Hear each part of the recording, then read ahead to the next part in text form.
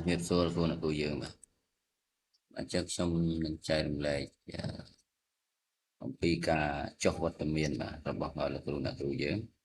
បាទឥឡូវយើងចូលទៅថ្នាក់បន្តគ្នាបាទ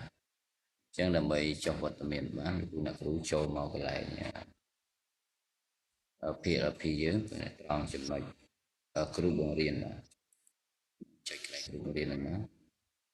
ហើយយើងយកថ្នាក់គ្រប់គ្រងសាលារៀនចឹងកន្លែងនេះយើងវាយកណនីចូលបាទ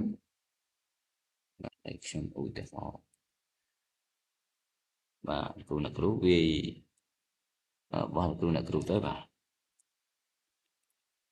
កណនីបាទមានលោកនាយកគាត់ឲ្យហើយ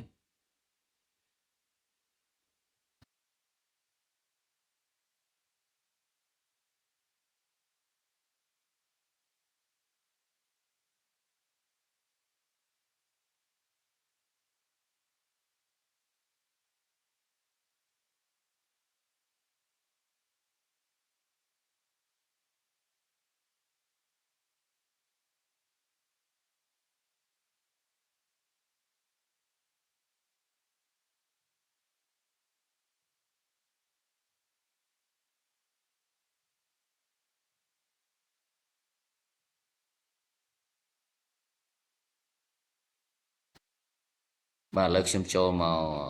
កណនីមួយបាទចឹងដើម្បីចុះវត្តមានបានចឹងយើងចូលកន្លែងចំណុចត្រី3បាទបាទចូលកន្លែងចំណុចត្រី3នេះយើងមើលវត្តមានបាទនិស្សិត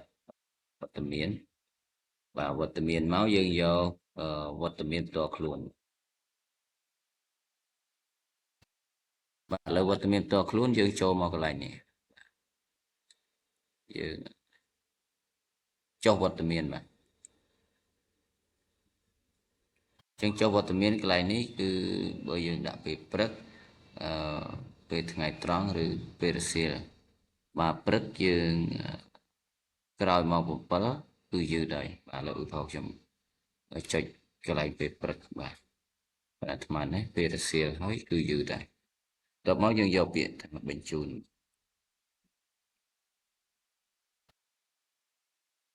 បើសិនជាយើងចូលមកបើសិនយើងសុំច្បាប់បាទយើងចុចពេលព្រឹកចឹងមកបើយើងច្បាប់យើងដាក់ច្បាប់មកចុចច្បាប់ចឹងទៅ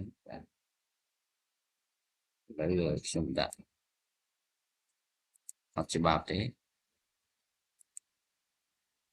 ច្បាប់ប្រាប់តែលោកនាយកទៅបាទគាត់ដាក់ឲ្យបាទចុចបញ្ជូន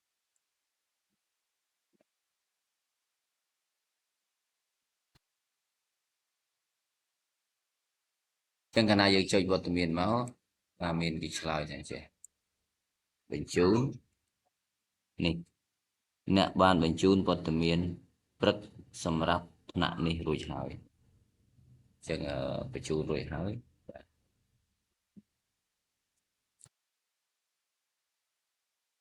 បាទចឹងសម្រាប់ការចុះវត្តមានតែប៉ុណ្ណេះទេបាទ